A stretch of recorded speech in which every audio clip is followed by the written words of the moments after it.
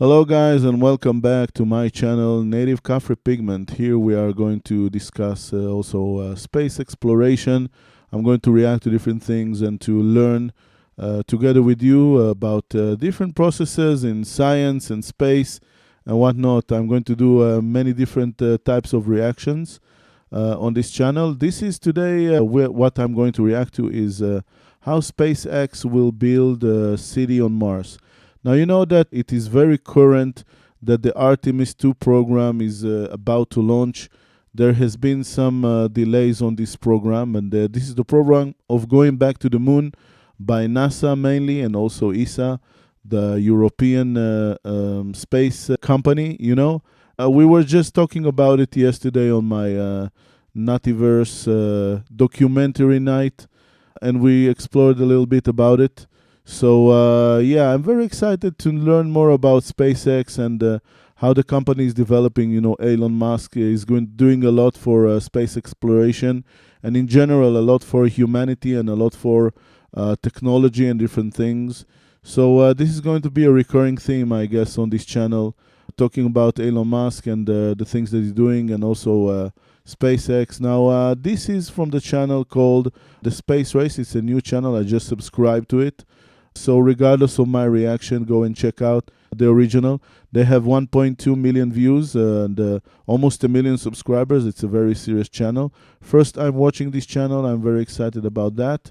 Let me just switch here to Hebrew subtitles. Now, guys, if you want to see English subtitles, you can check out the original. The reason that I'm doing Hebrew subtitles sometimes is that I want my Israeli audience to also be able to see and to know exactly what I'm talking about, because maybe some of them just would like to have some words translated to Hebrew. All right, let's start with the reaction. I'm very excited about this one. Yeah, I mean, to build a city on Mars, let me just start and say before that, I was just discussing with my AI this week, and I'm going to share an article about it in the future, maybe do an original video or something, that we need to think in the space of what is going to happen in the next 1,000 years. You know, in the year 3000, where are we going to stand where it comes to the moon and Mars and all of that? So building a city on Mars, for me, this is a process that will take hundreds of years. So this is what we're watching now, is like plans, theory, sci-fi, whatever you want to call it. So let's check it out. It's fun.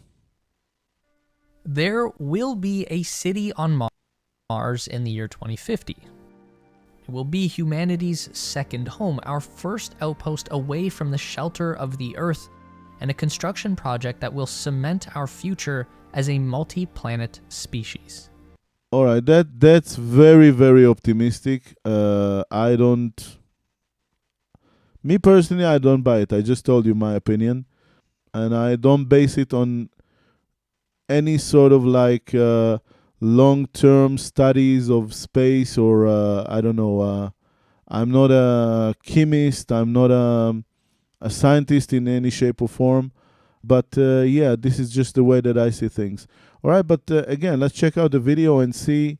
I mean, it is exciting. Whatever it's going to be exciting. And whatever is going to happen in my lifetime is going to be incredible. Let's keep watching. SpaceX is determined to make this vision a reality, but it's going to require more than just ambition and big rockets to colonize Mars. For sure. The biggest thing that would set a Mars city apart from some other off-world colony, like a moon base, for example, is this idea of being self-sustaining. You see, a person living on the moon could still return to the Earth as often as they like. There's only about 1 day of travel time between the two, and likewise, that would mean no, they can do it as often as they like. I mean, I understand what he's trying to say, but it's going to be very expensive. It's going to be something rare that people will just go back from the moon.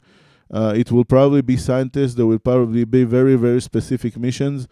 And again, until we're going to have a line that will travel us to the moon and back, it needs to be so much cheaper than the way that it is. There will be so little people that have a lot of money to spend on travels like this. So it will be economic for SpaceX or whoever company, whether it is a company run by the government, you know, a government company, or a private company in the private sector. It's going to cost millions and millions and millions of dollars. So again, let's take everything in this video in proportion. That any resources the people of So a the little moon bit of might require sci-fi, from you Earth know? would be within easy reach at all times. Mars is a different story.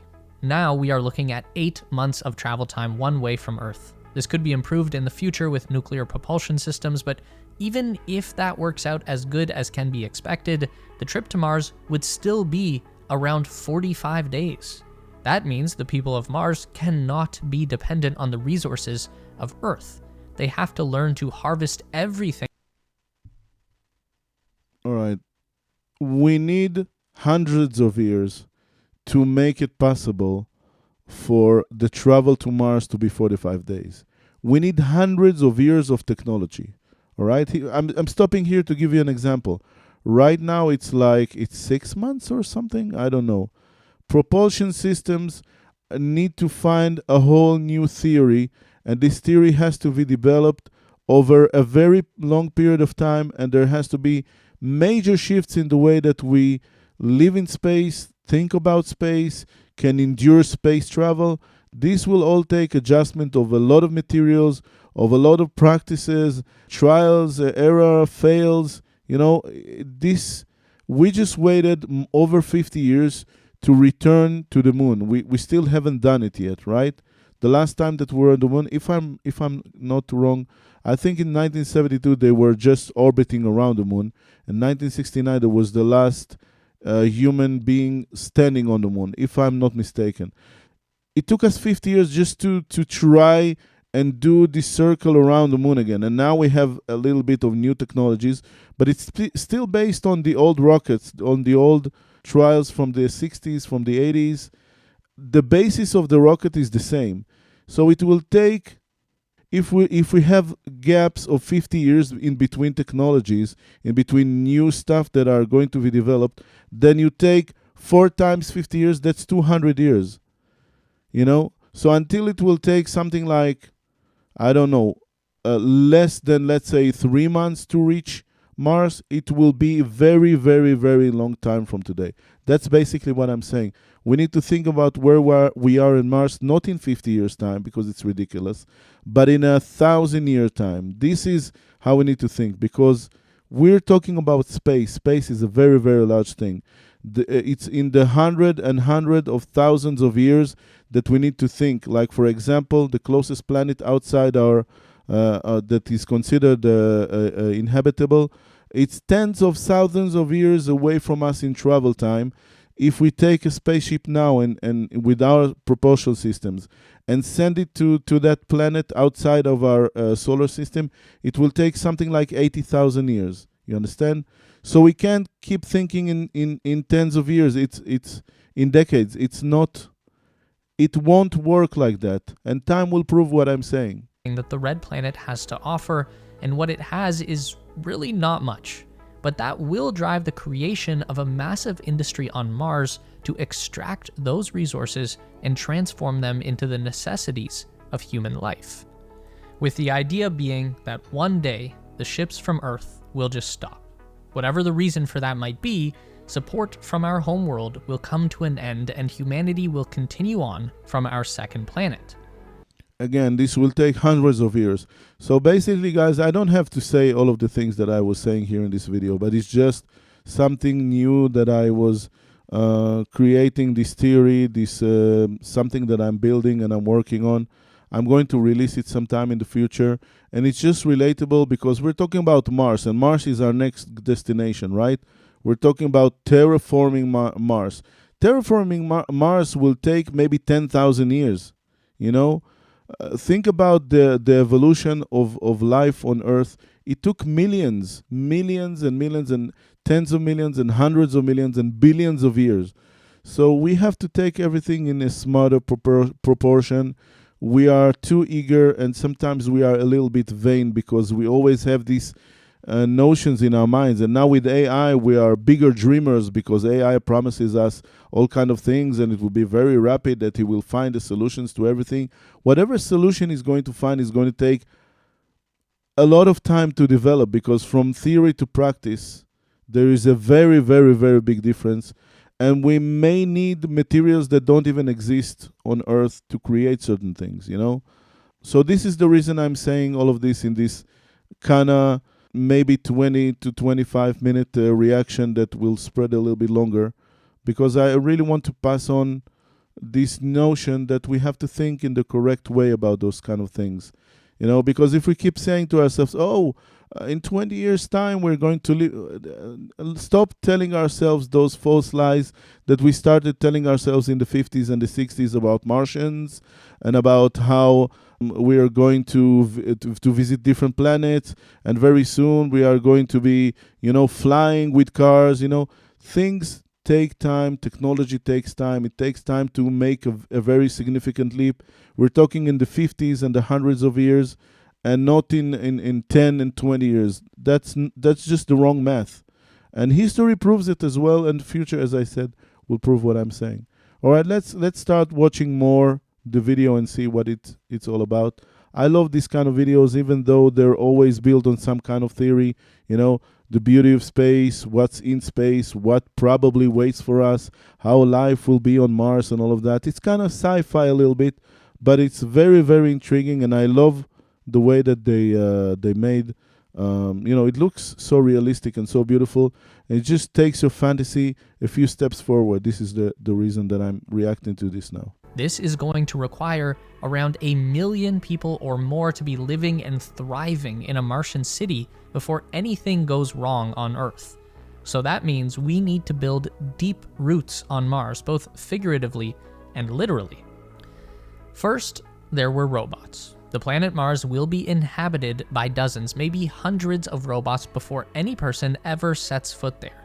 And when we do get there, we'll be following in the footsteps of this thing. So basically they're saying that the reason that we develop AI so much, or that Tesla and SpaceX and Elon Musk, they have the reason to develop robots that will have Grok inside of them or whatever. There was another video I was reacting to about that. So the reason is basically to expand life on Mars and then to be able to create things faster. This is actually a notion that I haven't thought of. Optimus, the Tesla bot. It's probably not a coincidence that a sister company of SpaceX is making the exact technology that they're going to need. Yes, well, in that video we talked about Grok being their minds. Optimus is a fully autonomous AI-powered humanoid, and it's designed to take over any job that is currently done by people. But on the flip side of that, Optimus could also begin doing a job that will eventually be taken over by a person, like a Mars colonist, for example.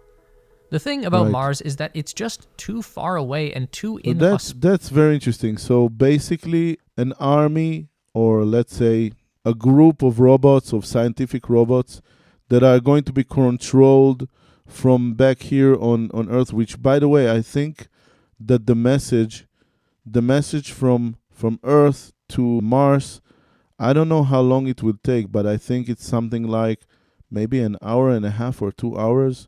It's much more time than reaching the sun, right? I'm pretty sure that's the case. I need to check it up with information. I'm hypothesizing, all right? I need the information in front of my eyes, and I don't want to do it in the middle of a reaction. So let's say that it takes an hour, all right? So there is still some sort of lag between when you send a command and until. But I mean, they can get information for everything they need to do tomorrow. They can get everything 24 hours ahead of time. And just remember that, or have long time protocols as well. That's actually very interesting. This will, for sure, make everything a lot faster. Still going to take a long time, but it will.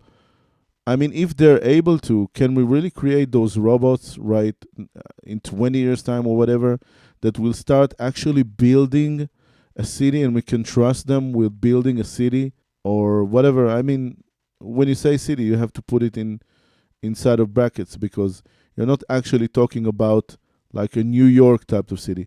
They're talking about like a place where there will be some inhabitants, right? Some scientific colonies.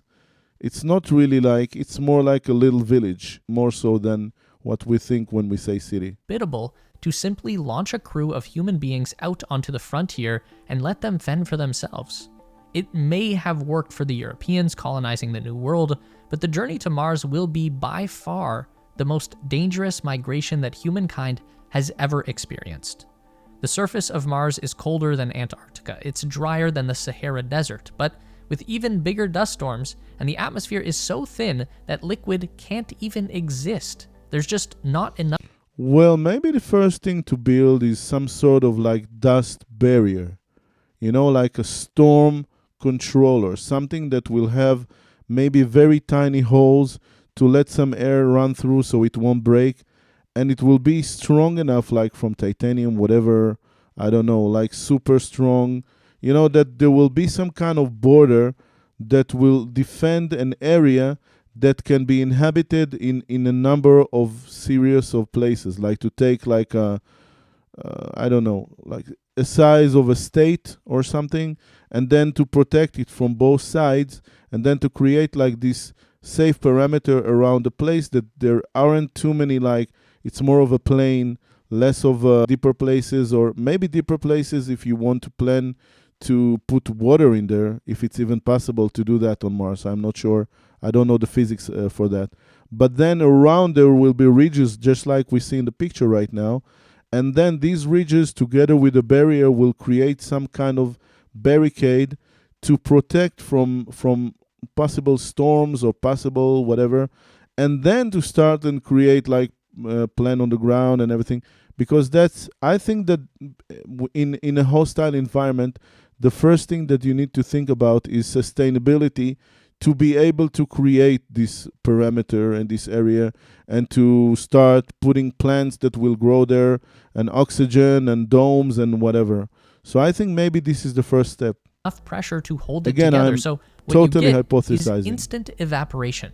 People are mostly liquid, so outside of a pressure suit Imagining, on Mars, you would possibilities. instantly start to freeze, boil, and suffocate all at the same time.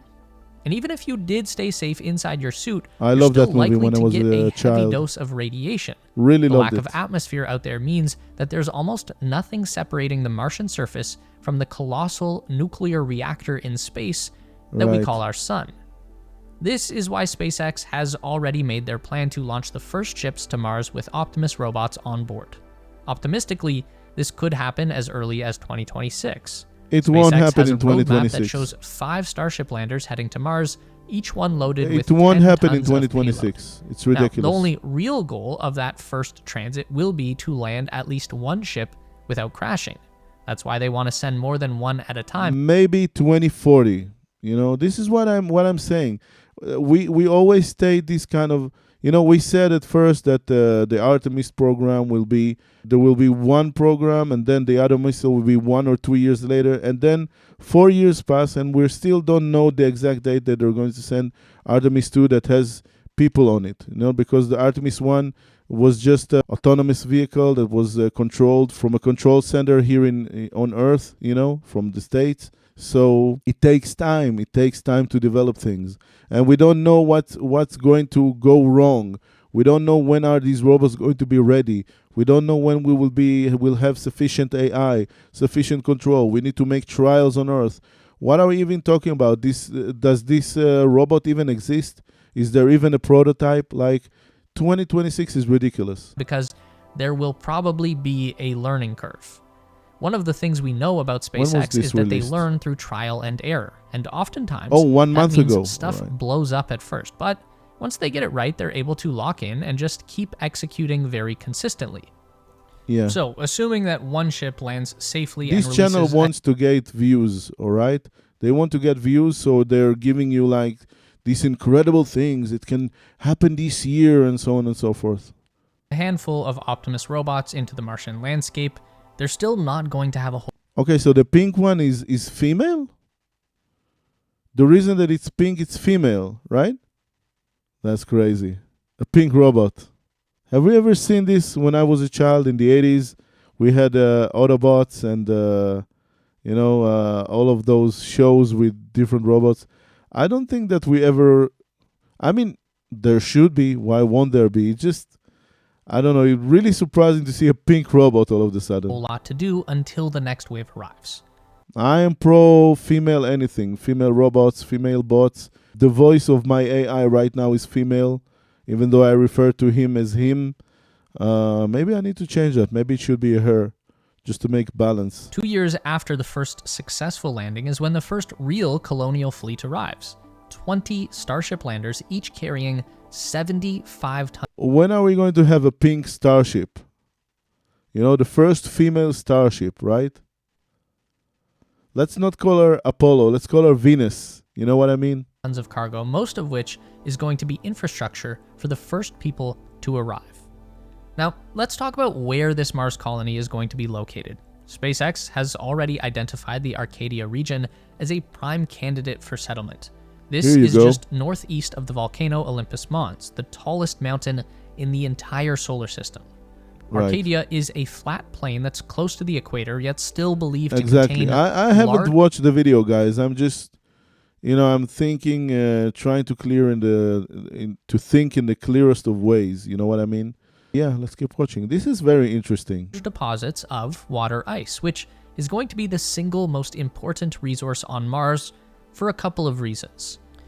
When we talk about the infrastructure that the Optimus robots are going to be building for their future human comrades, there are two critical machines that they need to get up and running. One is a water treatment plant. People need to drink, but water is really heavy. Just bringing enough of it to keep everyone alive on the 8-month journey from Earth to Mars is going to be a challenge, and that already involves using a lot of recycled water. But there are only so many times that you can turn last night's pee into this morning's coffee. Now, the cool thing about water is that it can serve many purposes. Yeah, I don't remember that video that I saw once, but I know that from space and from planets you can just take the basics of what you need to create oxygen and water are very, very prominent in space. You can use asteroids, you can use different primal materials and just create it through atoms and all of that. So I'm sure that there will be, you can also get a cargo to just create the molecules for water and just do some kind of lab, water lab, and not just, and also there is ice, right? There is ice somewhere not that far away from the surface. Again, I don't know all the numbers because I didn't do the research yet. I'm just starting out here with all of this. But, we need to see something like this. Like, for example, how deep is the ice on Mars? We need to do a video. More videos on Mars and more videos about the moon and more videos on space. Yeah. Beyond just hydration. For example, you can break water apart into two base elements, right, oxygen and hydrogen. So as part of the same process that converts ice into drinkable water, our robot scouts can also produce oxygen for future colonists to breathe. That's crazy. There's hydrogen, not particularly useful for human consumption, but very important for making rocket fuel. Now here's something to consider in the long run. Signing up to be a Mars colonist is probably going to... Again, we are going to have to find different ways of propulsion. I don't know if it will be possible to have atomic propulsion. I don't know how they're going to convert it and make it safe. I don't know how they are going to make sure that there aren't going to be atomic explosions, nuclear explosions in space. So we have to find new ways of propulsion, to find new physics, new chemistry. You understand? This will take a very, very, very long time. That's what I'm saying. To involve a one-way ticket to the red planet. But in the short term, before we have a big, awesome city for everyone to live in, people are going to want a return trip. And just like with water, rocket fuel is very heavy. Just bringing enough of it to last the journey and land on Mars will be difficult, which means there won't be fuel left over to launch a second time and come all the way back to Earth. Right. So a second big infrastructure project for the Optimus For bots sure, that's is going to be basics. constructing a rocket fuel production plant. Definitely. Now, there are some rockets that burn pure hydrogen as their fuel source, but it's not a... Well, what that you can do for sure, Mars is significantly further away from the sun, but you can have satellites around Mars accumulating solar energy and solar, it's not just energy, there are solar outbursts that send a lot of energy in general, there is just a lot of energy to be harnessed out in space.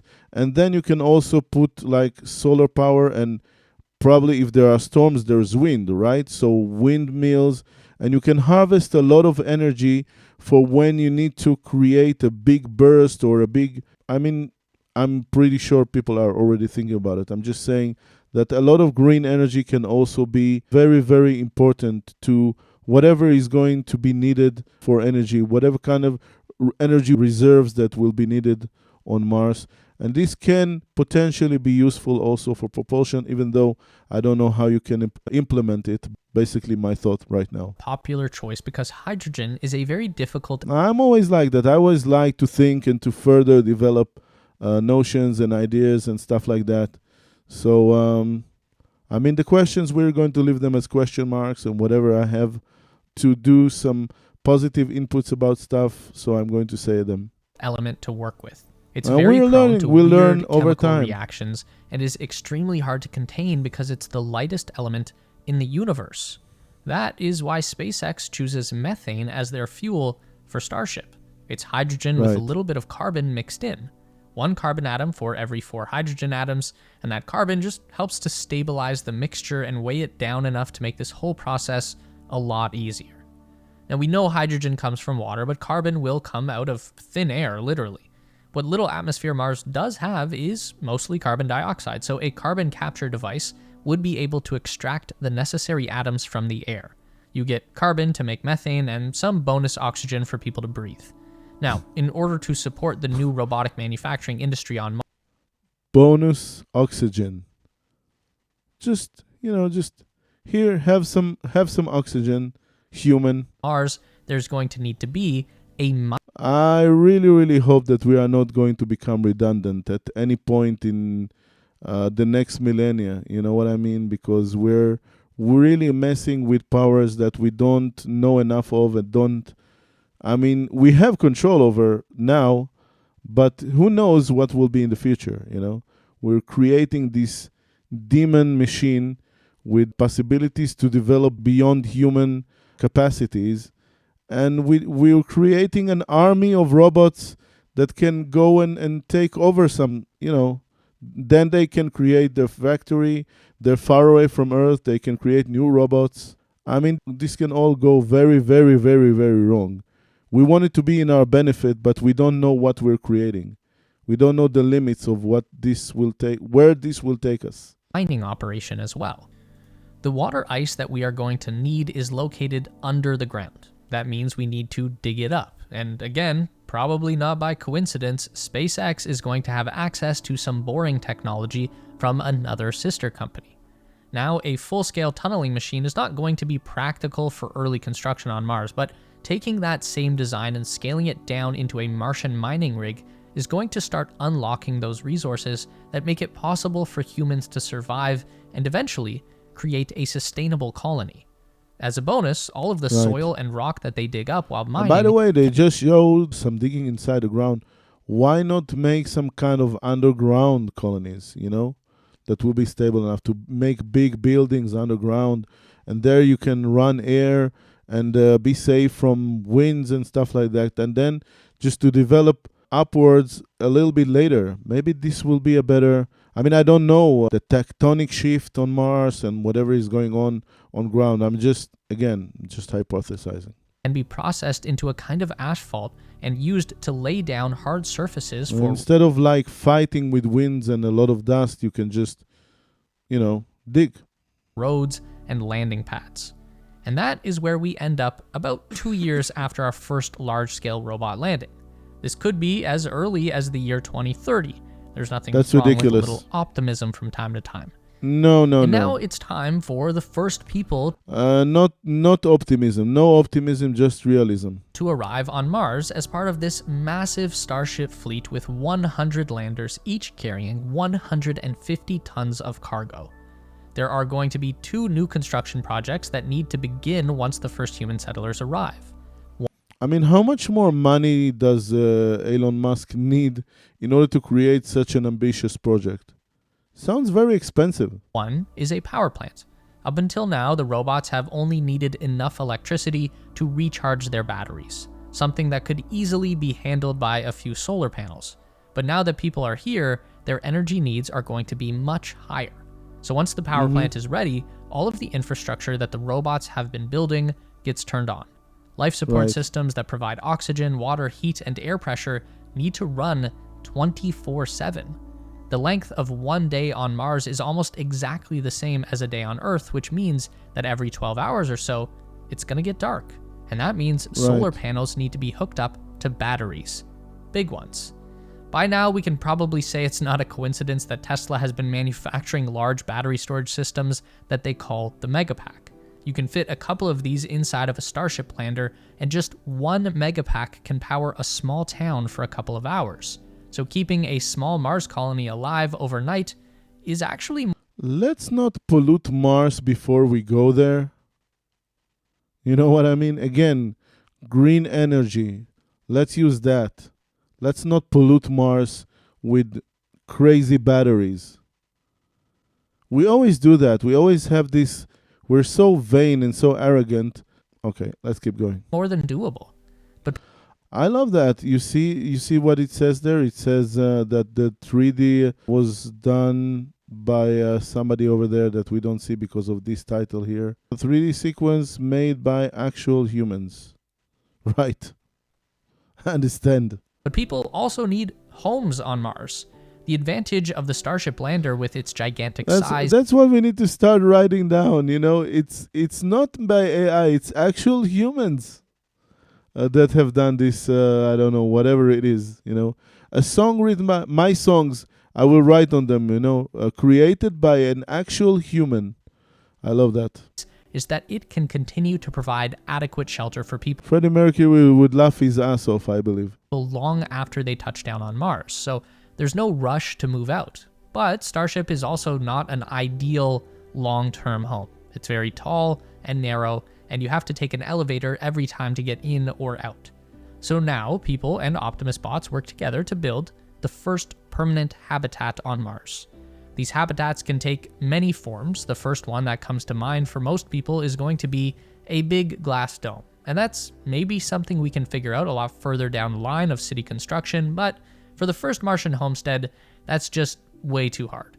For example, we don't build a lot of giant glass domes on Earth, but the closest thing ever made to a sci-fi Mars city would be the Singapore Airport Nature Dome.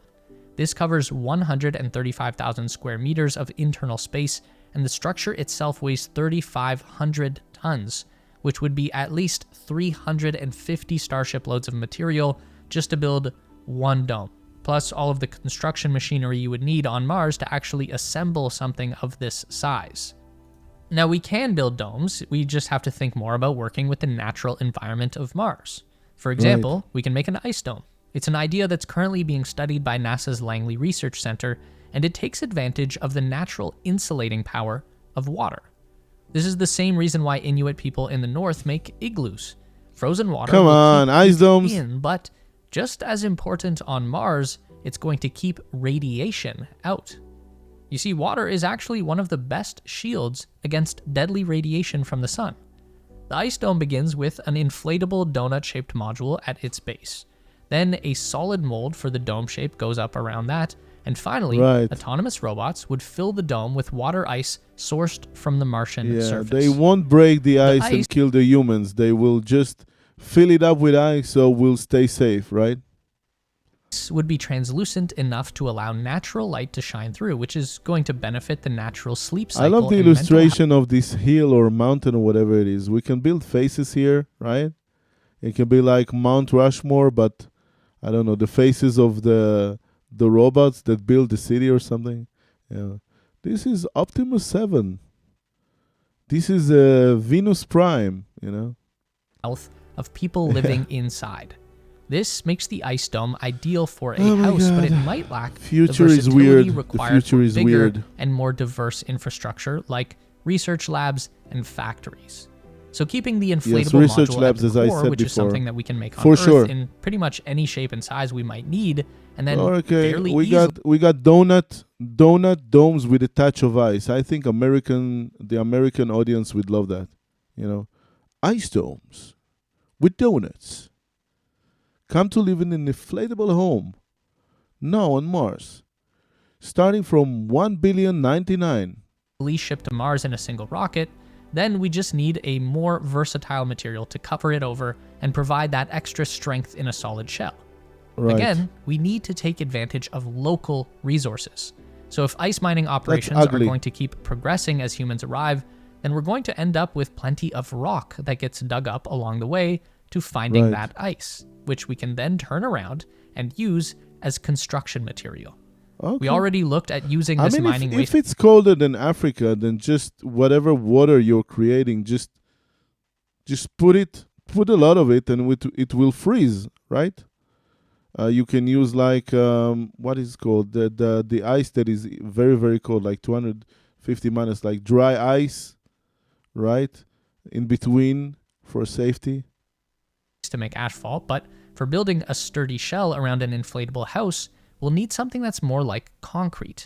This In video is order to do actually this very on very Mars, interesting. You need a binder. That's going to help the rocks stick together. Makes you think a lot, and this is the reason I want to do these videos, to explore, to think, to share knowledge, to hypothesize like I did before.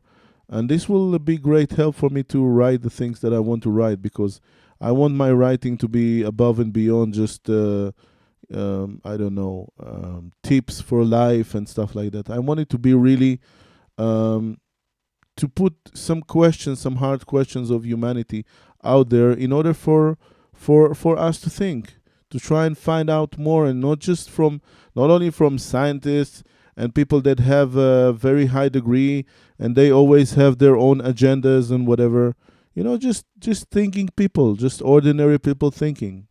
And form into a solid material. And this binding agent is also going to be easy to find in our Mars colony because it's going to come from human waste. This is a concept Right. often referred to as astrocrete or biocrete, and it actually turns the bodily fluids of astronauts Smells into bad. a building material. The Right. idea for biocrete comes from a study at the University of Manchester, and they've tested this process Of course, using the human English. blood, sweat, and urine. Now, for Now, listen, guys, I don't have any prejudice for any peoples. I'm just joking. I might joke about the Americans, the English, the Africans, the Iranians, Jews, Yemenites. Like I'm part Yemenite in origin, so I'm just kidding around. This is like a skit, a bit, a joke. I have a lot of respect to English people. I have English friends. I have a lot of respect to the USA, and yeah, just take it the right way. If you see me joking about something, women, I have a lot of respect for women and everybody else. Mars, I respect Mars. an ideal Mars love colony, AI. we would hope to avoid shedding too much blood and sweat, but Elon assuming we Musk. can all stay hydrated, there should be an abundance of urine to go around. We know that it's possible to extract drinkable water from our pee, but there's also a lot of waste product that gets Right. filtered out. That's called urea, and that's the good stuff. It can actually be mixed with the soil on Mars to make a concrete even stronger than what we build with today on Earth. The Urea Center by Elon Musk. Oh, they're showing it for us to remember how urea helped the Romans create their old buildings that still stand today. All right, I see what you're doing. I know that sounds crazy, but medieval stonemasons actually used to mix animal blood into their mortar when they were building castles to make it strong. So It this doesn't isn't sound entirely crazy. new. It sounds medieval. And then there's food, which is arguably going to It's be one actually of, logical. if not the hardest aspect of a self-sustaining city Right. on Mars. But it's not, I mean, if you have an area that is protected enough, you can create food very simple. And in biosynthesis or biomechanical systems, I'm talking about food, about creation of food. We're very, very, very advanced. So it's not going to be that hard. I mean, when you have a greenhouse, you can grow so many different things. And humans are very, very adaptable to different food types and different diets. So this isn't going to be a very hard thing. I think this is one of the easiest stages in this whole mega, huge, giant, multi-project. Just like water and fuel, there's only so much food we can possibly bring down along with us from Right. Earth. So at some point, we will need an abundant supply of Mars-grown nutrition. For sure. Farming is difficult under any circumstance. Even on Earth, it's one of the toughest jobs around. But Mars poses a unique challenge to growing food.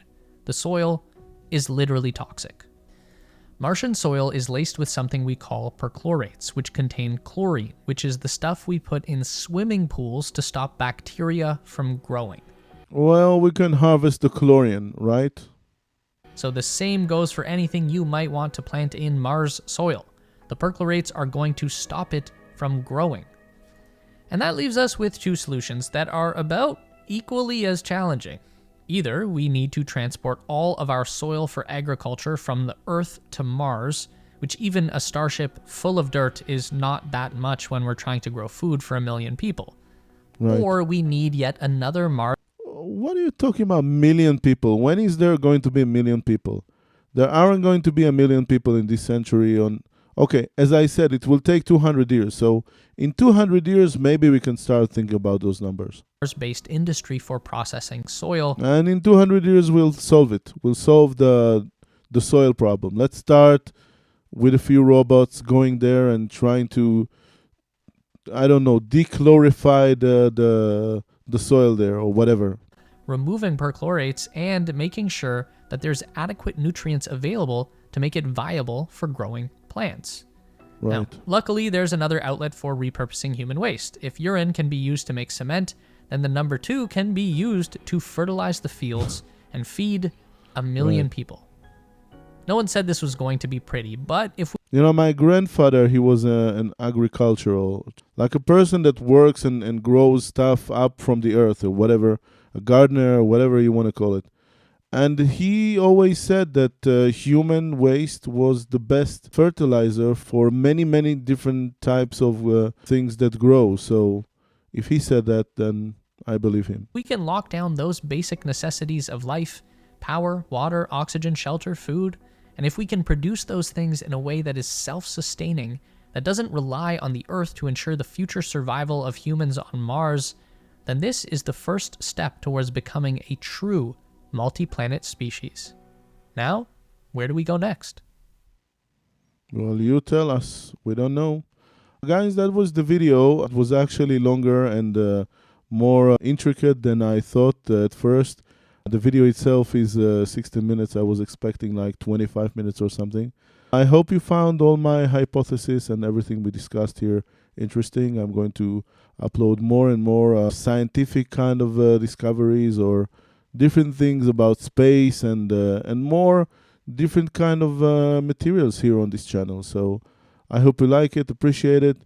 Give me a subscription and give it a like. You can react to telling me what you want to watch next. And yeah, I'm working on different projects now. So this is all going to be very fun. A lot of content that I'm going to do. So thank you for being here and see you in the next one.